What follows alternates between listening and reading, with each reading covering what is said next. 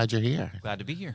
So, Connor, tell us who you are and what you do at Oakland's. My name is Connor, and I work at Oakland's Mansion. I've been at Oakland's for 17 years. In the fall, it'll be 17. And I have done everything from tour guide to curator to gardener. And now I am the events representative as of about 6 years ago. So I do weddings and special events. That's exciting. Yes, it is. Do you do a lot of weddings and special events at Oakland's? There's something every single weekend. Yeah. Yeah. So you've been there for 17 years. That's longer than most people have lived in the city. That is true, yes. In that time, what have y'all done over, what is Oakland's Mansion? Tell us about it. So Oakland's is primarily a museum to highlight the early residents of Murfreesboro and Rutherford County. In that people say, who lived here? And it was nobody famous. It was just the Manny family, and their house happened to be preserved. And so now we use their home as a way to interpret the life of the enslaved individuals and the life of the wealthy planter class and everything in between, to let people know that, to kind of help highlight such a forgotten time, I guess. You know, there's the Gone with the Wind idea of what the Old South was, and we try to put that into kind of a different perspective now. So primarily it's a museum, but we use it for event space, and it's a public park and a registered arboretum, which is a place for trees. So. Place for trees. And so tell us about your trees. You love the garden. Oh my God. You are such an outdoorsy boy. I am. And so that's why I still love to work in the garden, and did a lot of work registering the Arboretum over the past few years. It recently celebrated its 7th year as an Arboretum, in combination with Murfreesboro Parks and Recreation, who own the park, as well as our partnership with them at the community garden, which is very bountiful and is off to a great start this spring and early summer. So we'll have food to share. We love food. Oh, I heard. Yeah, we love to give away food too. So does the community garden at Oakland's Mansion. That's exciting. We'll give it to you and let you do the rest. Thanks. We appreciate it. We love fresh produce. Oh yeah. So your Arboretum status, what did it take to get that? So is there a special tree on the lot somewhere? 76 trees that are native to the state of Tennessee. And it was started in the early 2000s as part of a grant from the federal government. And we had to recertify it because things kind of fell off. So it's a level 2 arboretum. It's certified by the Tennessee Urban Forestry Council. And Murfreesboro Parks and Rec maintains the trees. And Oakland's Mansion staff will give tours of it occasionally. And we do have several trees on the property that are well over 100. We got one pushing about 350. A white oak that's been there for about 350 years. It's very impressive. So yeah, come check it out. Oh, okay. Will you give me a tour of your trees the next Absolutely. time I'm there? Anytime. I'll always give anybody a tour of the trees. I love it because I get to see it a lot more than other people do. Yeah, especially these days. I know, right? Yeah, thanks. So at Oakland's, obviously, it's available for rentals for weddings. How many weddings a year do y'all do? Do you know? You know, it varies from year to year. And after COVID, you know, it's come back beautifully. Thank goodness.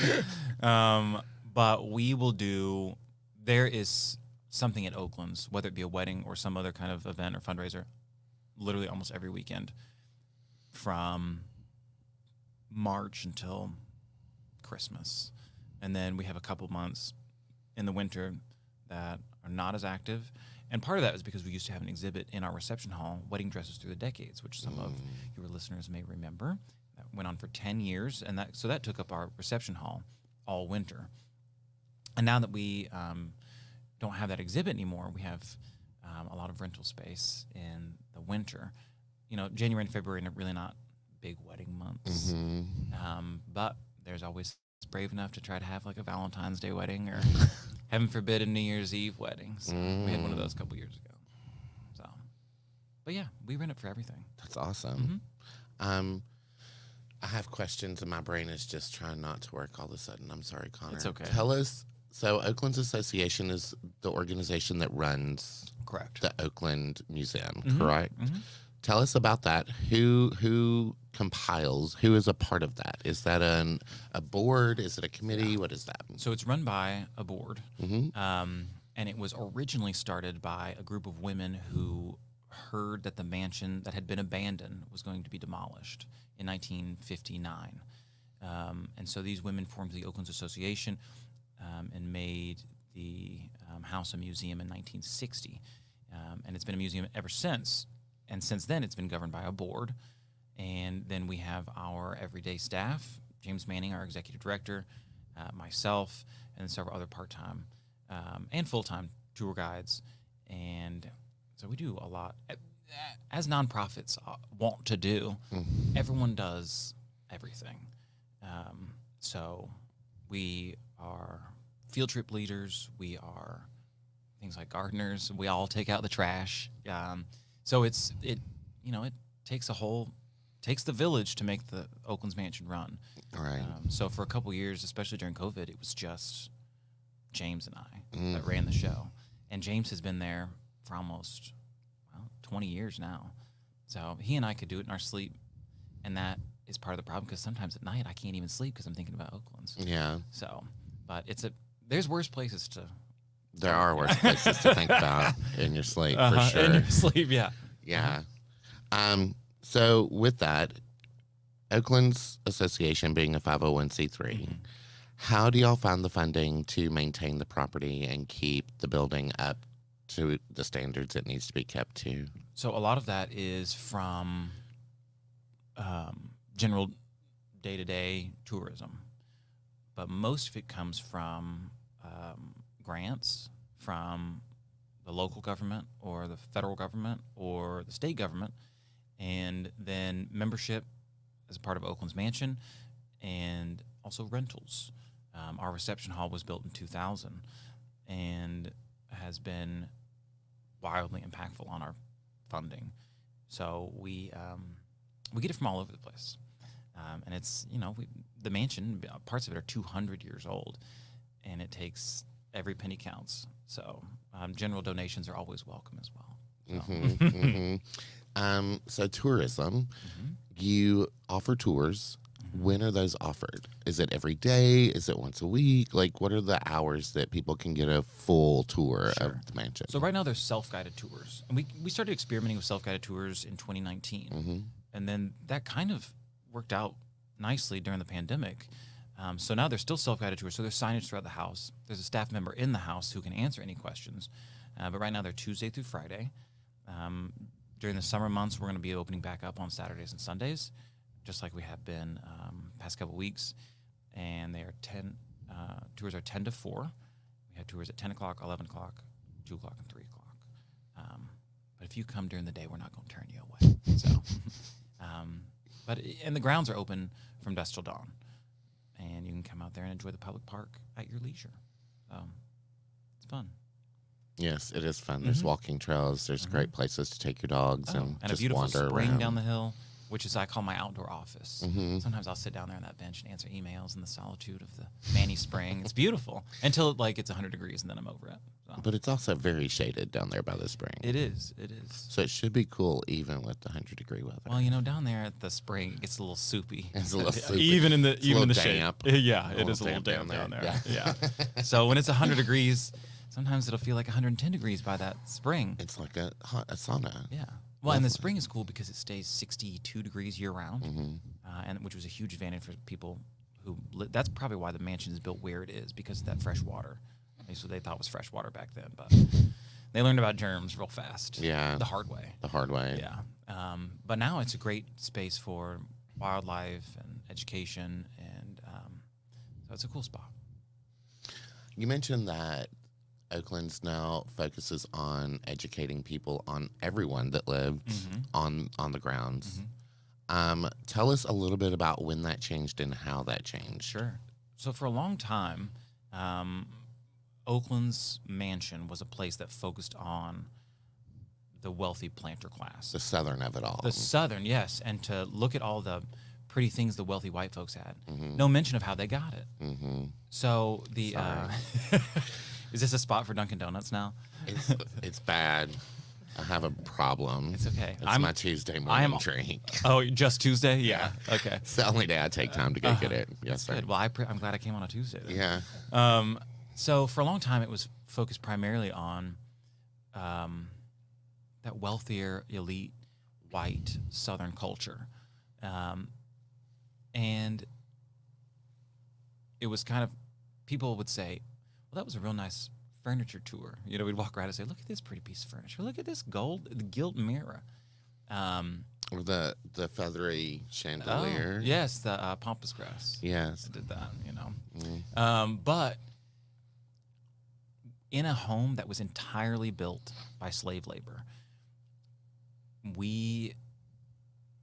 I don't know, I couldn't pinpoint the moment, but certain things happened, and we realized that it was way past time to highlight the impacts of slavery on the mansion and on the cultural aspect of what was happening. And so we have been in contact with descendants of the Mandy's enslaved population. Elma McKnight provided us with a wealth of information about her descendants who were enslaved there, and a lot of different aspects of that era. And so now we've been able to expand our interpretation to include a lot of different angles of that, which is very helpful. That's exciting. And we have people will come to Oakland, especially people of color, and they don't want to come there sometimes, which I do not blame them for at all. Right. But it's interesting to have you get to have really insightful and interesting and productive conversations now, that it's not just gold gilt and pretty furniture. It's talking about a really hard historical topic for a lot of people to talk about. So it's been very eye-opening even for me. I think it's eye-opening for people in the community who are reluctant to come to an old slave plantation. Right. So it's been interesting. Yeah, I love the mansion. I love going to the mansion and seeing it every time I do. Mm-hmm. I love more that there's so much history. Mm-hmm. You know, it's not. I remember as a kid we went to, because I grew up in the Smyrna area, went to Sam Davis home. Oh yeah, another slave plantation that does not discuss all of the historical relevance of it, or didn't back then. And I think now there are people working at Sam Davis, even Jenny Lamb, the director there, has really made an effort to bring them out of that kind of stuck in a rut, gone with the windification. Mm-hmm. Which even that, you know, they had direct relations to the Confederacy. Sam Davis, the boyhood hero of the Confederacy. Right. So, so it was kind of hard for them to even move past that, because Sam Davis himself was like part of the Confederate. Right. So I think it's important to talk about that aspect of Sam Davis. They have begun incorporating more than just boyhood hero of the Confederacy, which I think is very helpful. Well, I mean, it was like 5 or 10 years ago that I was in elementary school. Right, so just a few. Things may have changed since then. Mm-hmm. I don't know. I wish Michael was here. He has a great story about the mansion, but I'm not going to share it because it's not appropriate. Oh. But he could, because it's appropriate for him. Oh, okay. So you have, again, you said you have events there throughout the year. Mm-hmm. What type of events does Oakland's itself put on? And is that ways of fundraising for Oakland's? Absolutely. And so we, more than just weddings, mm-hmm. we like to do things that are mission related or things that engage the community. So we'll partner with, for instance, a couple weekends ago, we had the Tennessee Valley Winds Orchestra performing for free on the front lawn of the mansion. And that isn't so much a fundraiser, is it that it brings people to Oakland's. It's free for the community. It highlights the beauty of the mansion, the park. So that's fun. And then we do other things like our summer fundraiser, our summer party, which is coming up June 22nd, the Cicada Soiree, which those darn cicadas. Are they still out over there? Oh, yeah. But they're going to die on me before the 22nd. They are. So, Yeah. but we can reminisce and talk about our fond memories of the cicadas at the cicada soiree. Mm-hmm. And as luck would have it, Tennessee has annual cicadas, which are far less in number, but you'll still hear them at nighttime. So, so our summer fundraiser, big fundraiser for us, Oktoberfest, which has been the last Saturday in September, as they do in Germany. It's not me; it's the Germans. Right. We have to follow the rules. We have to follow the rules. So they, so Oktoberfest, it'll be our 10th year, and it has become one of our largest fundraisers.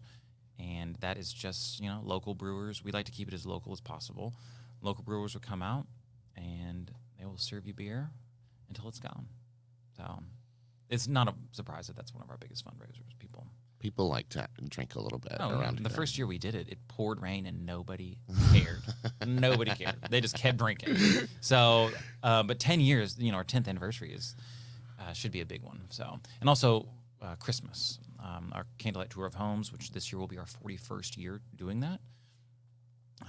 We even did that through COVID virtually, and so we do kind of fun stuff like that.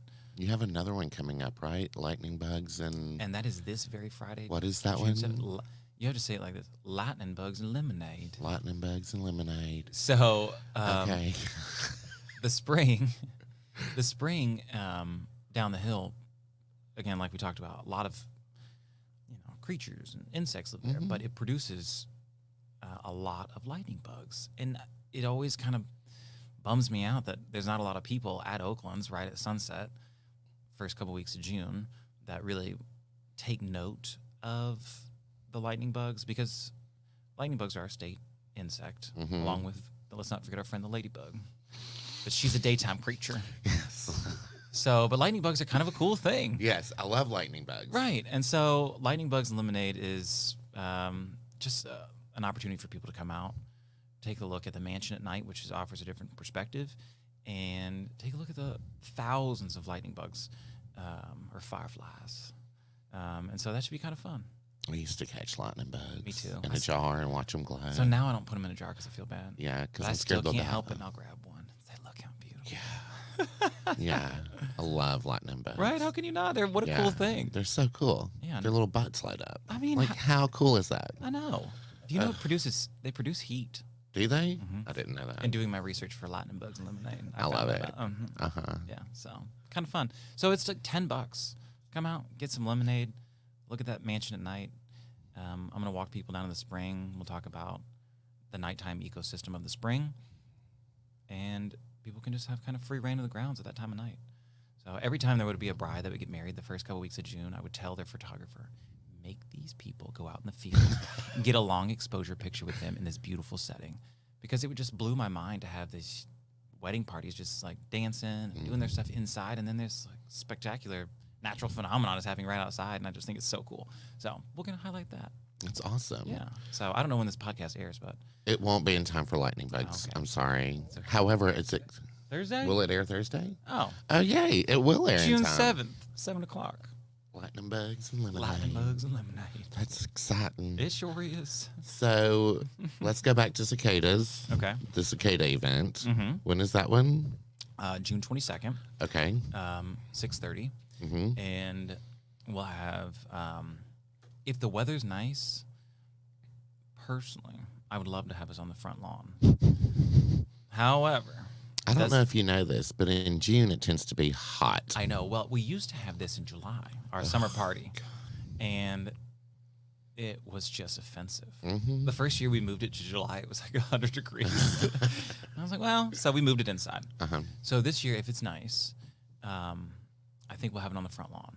If it's not nice, we'll put it in the reception hall, which is beautiful. And the alley on Main will be catering. Pritchard's will be there making some custom cocktails. And then Julie's Bartending will be there with a full bar. Awesome. The mansion will be open. And it's a nice, again, to have people able to come to the mansion at that time of day. And I don't know, it's just very relaxing in the park at that hour. I spend all kind of hours at that park. So I get to see it in all different lights from early morning till really late at night. And that afternoon part, that early evening, it's just prime. Is it prom? I Well, love not it in like over there. January, but Right, June right. it's pretty nice. I've not been there recently when it wasn't pouring down rain. So Or yeah, about to get blown away by a tornado. right, Yeah, so much fun. Whew, let's not do that again. That was scary. Eh. Well, you didn't seem concerned at I, all. I mean, I was like, well, we're gonna finish the rest of this meeting in the hallway. no, I appreciate that. Yeah. And we weren't going anywhere. No. You're safe with me, man. That's right. Good. I Yeah. like that. So what else? Let's see. Cicadas are coming up. What's after the cicadas? You've got That's your June, July. Our annual membership dinner in combination with Murfreesboro Little Theater is August 10th. I'll double check that date. But we have our annual membership where we vote in new board members. And we, in the past couple of years, have met with Murfreesboro Little Theater because after their building was demolished off of Ewing, which, don't get me started. we won't discuss. I know. It wasn't- Shane was here recently. Oh, and really? We tried really hard not to Okay. discuss. Okay, good. I'm glad y'all also struggled with that. Yes. So they've made kind of a home at Oakland's. And that's another one of our really interesting fundraisers that I never really thought about before they get involved is plays. It is amazing to me how many people will come out for Shakespeare in the park or any number of plays that Murfreesboro Little Theater does are very well attended. So Romeo and Juliet's coming up in August, which should be fun for Murfreesboro Little Theater. And Is that going to be in the reception hall? Or is that going to be in the yard? That will be weather dependent. Okay. And I'm gonna get dates while we're talking about. Okay. But And if people don't know, Murfreesboro Little Theater is the oldest running theater company in Murfreesboro. yes, they are. I think as old As Oakland? as the Oakland Possibly. Association. And let me correct that. That's August 17th.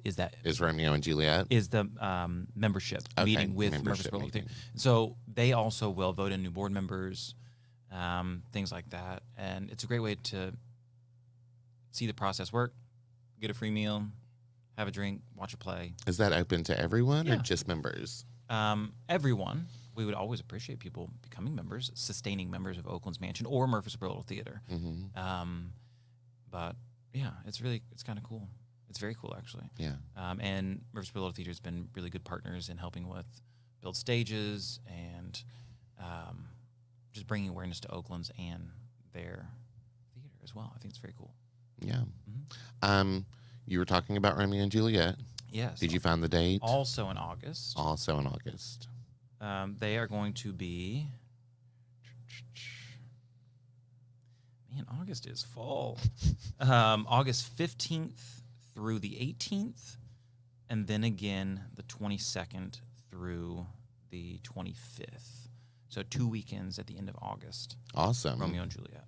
So, and That's fun. I would imagine it would be on the front lawn. I leave the creative details up to them. Of course. And Shane and Emma and things like that. Yeah. That's awesome. Let's see. What else do we need to talk about while you're here with me? Gosh. If people want to keep up with what's going on at Oakland, how do they do that? There's a lot of ways. Okay. First way is become a member. Heard. Yeah. What do memberships start out at? So memberships start out at $100 a year. Okay. And what does that provide? So that'll give you free admission to the museum, 15% off in our museum shop. And then that'll let you get, you'll be able to get information about all of our events. People who are not members can also get information. But membership is also a great way to just support the museum and stay in touch with what's going on. You can check our website, oaklandsmansion.org. You can follow us on Facebook and Instagram. And we post all the things. Our social media manager, James Manning, does a really good job at making sure everything is up to date on our website, Facebook, things like that. So there's always something going on at Oakland's Mansion. Even if you just want to come volunteer in the garden, Mondays 10 to 12. And how do people sign up to volunteer for that? That's through Murfreesboro Parks and Recreation, Sign Up Genius, and you can find that on Outdoor Murfreesboro on Facebook as well. and we have some really great volunteers. Some of those people aren't even gardeners. They're just coming to see what they can do. And we're starting, which I very much enjoy, not using weed killer. So this summer we are hand pulling weeds. Oh, I know. that's so fun. I enjoy pulling weeds. I know you do. You love playing in the garden. Yeah. Yeah. So, but there's a million ways to get involved. There's several ways to keep up. So oaklandsmansion.org, Facebook, Instagram, both of those are Oakland's Mansion. Oakland's Mansion. Outdoor Murfreesboro on Facebook is a way to find volunteer opportunities at the mansion. Yes, and they use a program called Sign Up Genius. And you can sign up not only to work at Oakland's the garden, but they have lots to do in Murfreesboro Parks and Recreation facilities, parks down by the Greenway. So get involved. Get outside. Get outside. Get outside. So there was some work being done at Oakland's recently, and some new little objects were found. Oh, Can you tell us about that? That was exciting. So it's amazing that Oakland's has been there for parts of it 200 years old. The newest part of Oakland's is 1860, roughly. But we had some heat and air work done, and our esteemed executive director just could not help himself and got under that mansion and pulled out all kind of stuff. Coke bottles. I think the bottle itself made in Murfreesboro, Christmas Day, 1923. I didn't even know there was a Coke factory in Murfreesboro. You know at the any Discovery point. Center? That's where it was. That's where it was. Yeah. But we found bones, preserved fish heads, which is not as gross as it sounds. I don't know. It kind of is, but it kind of isn't. But they could have been down there for 100 years. I mean, so you could. We're always finding stuff, whether it's bottles or animal bones or porcelain or china. So all you have to do, sometimes you can just walk on the side of the building and you can tell where they threw stuff away, because if it rains real hard, sometimes it'll come up. Oh, fun. So when I first started there, I'd find window glass all the time. I would bring it to the curator, and she said, "If you bring me one more piece of window glass, stop bringing me window glass." You're like, just recreate the window. Just put it back. Well, just put it back together. For the amount of window glass I brought that poor woman, she probably could have put the window back together. So, I have personally almost put an entire plate back together with pieces that I found over the years. Oh, wow. Which has been kind of fun. So that is kind of fun. Yeah. You never know what you're going to find at Oakland's. Yeah. I have another question. Okay. So there's a building behind the mansion. And I want to know what it is, because it's always locked, and I've never gotten to look inside of it. Talking about the shed? I think so. The garden shed. So people ask, it's kind of a peculiar building, and we've never really known the date of construction. However, someone brought us a scrapbook full of photographs, most of which were from Oakland's in the 1920s, 1925. And there's a photograph of a child in the driveway just to the left of the mansion, and that shed is not there.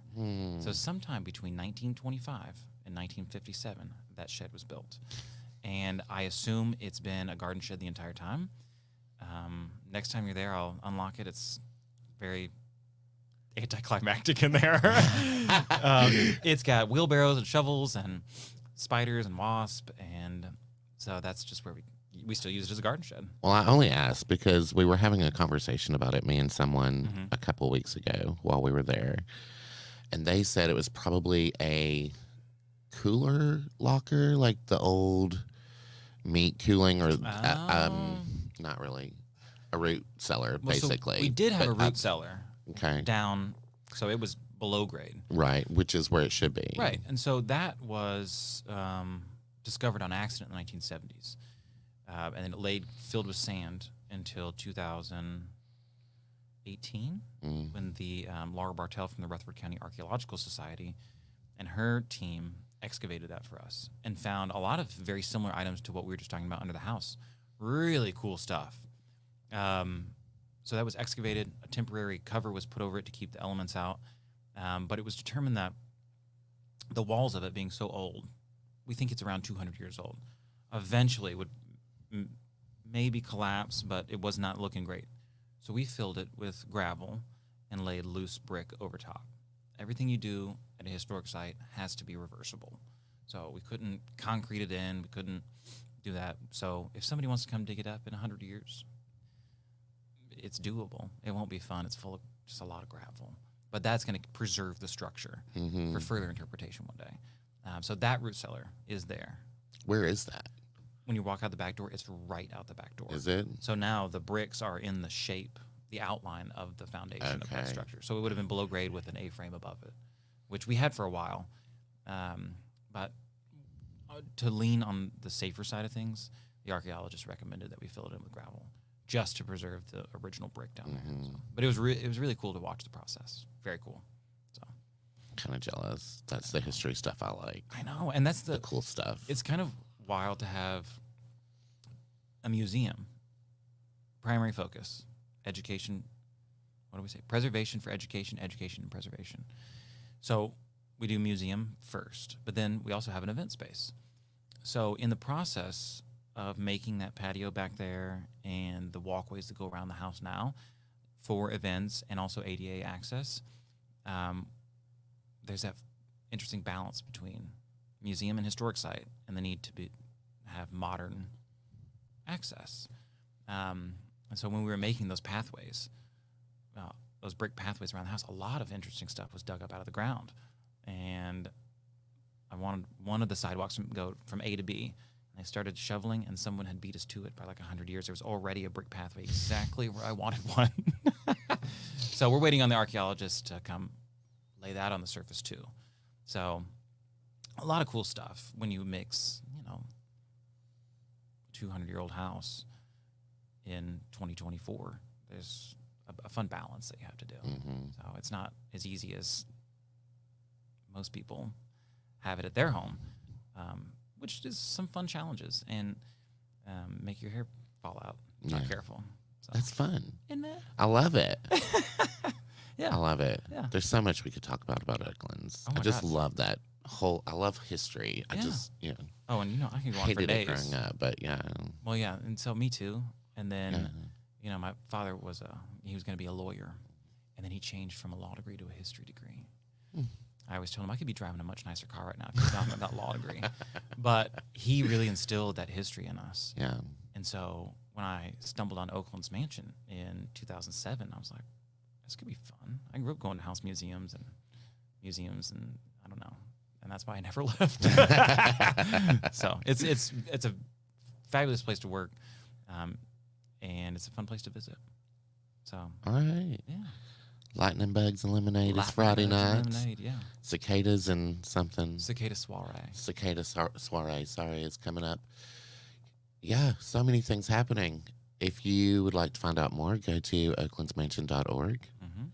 If people wanted to be a yearly donor, they can do that at oaklandsmansion.org. Absolutely. You can do a $100 year membership, or you can do a $5,000 lifetime membership. And there's some in between. You don't have to go to extremes. Right. But there's plenty of options. Absolutely. Awesome. What else do we need to know before I let you leave me? Gosh, don't ask me open-ended questions. I could go for days. I love it. And now I've finished half of an iced coffee. I know, you're excited and ready to go. Let's do it. I know. And oddly enough, here I am not at work, so we could talk forever. As much as I just talked about how much I love Oakland's Mansion. So, yeah. Well, thank you so much for coming and welcome. talking to me today. Thank you for having me. Excited to learn more about Oakland's and hopefully share some more information with people around us. Absolutely. As always, we want to give a big shout out to our producer, Trent Denson, with Spread the Positive, bringing light to what's going right. Y'all have a great afternoon. Bye.